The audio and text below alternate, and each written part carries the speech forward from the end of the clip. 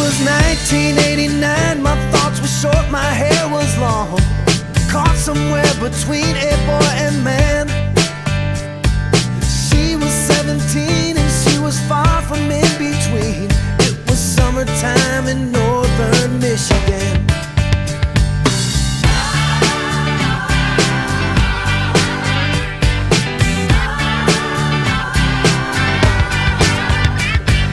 Splashing through the sandbar, talking by the campfire. It's the simple things in life, like when and where.